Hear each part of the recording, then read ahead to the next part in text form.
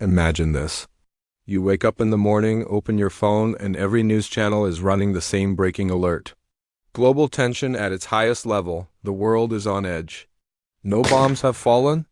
No missiles have been launched. No country has officially declared war.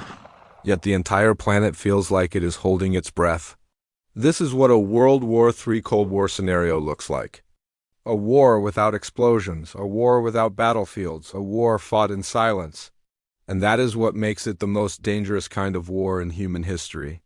World War III, if it happens, will not begin the way the first two did. There will be no dramatic announcement, no clear starting line, no single moment everyone remembers. Because in today's world, a direct war between superpowers means only one thing: nuclear destruction. Everyone knows there would be no winners. So instead of fighting openly, the most powerful nations fight indirectly. This is modern Cold War. Power today is no longer defined by tanks, soldiers, or fighter jets. Real power now means control over technology, energy, money, information, and fear. The nation that controls fear controls the battlefield. In a WW3 Cold War scenario, fear itself becomes the weapon. At the center of this silent conflict are a few major players: the United States with its global military reach and powerful alliances, China with its manufacturing dominance, technological ambition, and long-term patience, Russia with its energy control, military pressure, and unpredictability, Europe with its strong economy but deep dependence on stability and resources.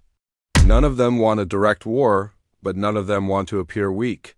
So the battlefield moves away from borders and into systems. The first strike in World War III will not be a missile, it will be a cyber attack. Banks suddenly freeze. Airports shut down. Hospitals lose access to life-saving data. Power grids collapse without warning. To ordinary people, it looks like a technical failure. In reality, the war has already begun. Servers replace soldiers, hackers replace pilots, code replaces bullets. And the most terrifying part is that most people will never know who attacked them. Information becomes another battlefield. News, social media, and online platforms turn into weapons. Fake news spreads faster than truth. Half-truths shape opinions more effectively than lies. Fear-driven headlines control emotions. Every country tells its own story. Enemies are painted as villains. Mistakes are justified as national pride. While people argue online, real decisions are made quietly in private rooms. This is psychological warfare. Money becomes a weapon, too. In a WW3 Cold War, economies are attacked before armies. Sanctions destroy industries. Trade routes are blocked. Currencies lose value. Inflation rises overnight. Factories shut down. Jobs disappear. Prices climb higher every month. People ask the same question everywhere. If there is no war, why does life feel harder every day? Because the war is economic. Energy is another silent pressure point. Oil, gas, and electricity are no longer just resources. They are tools of control. Cut energy supply in winter and missiles are unnecessary. Raise fuel prices and governments shake under public pressure. Pipelines become leverage. Shipping routes become choke points. Energy decides who stands strong and who falls. Military movements continue in the background. Fighter jets fly close to borders. Warships patrol strategic waters. Military drills are shown on television. These actions are not meant to start a war. They are meant to send a message. We are ready, but everyone knows the truth. A real war would be unstoppable. Once it begins, there is no way back. That is why the Cold War continues. Behind every decision is the shadow of nuclear weapons. One launch would trigger another.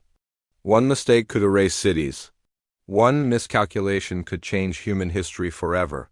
Leaders understand this reality. The Cold War is not just competition.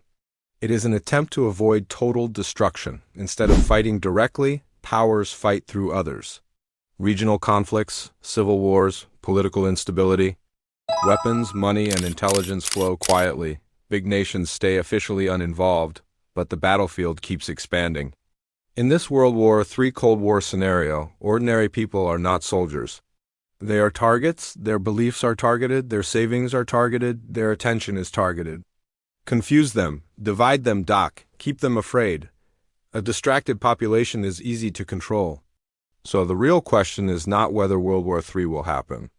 The real question is whether it has already begun in a form we fail to recognize. No sirens, no explosions.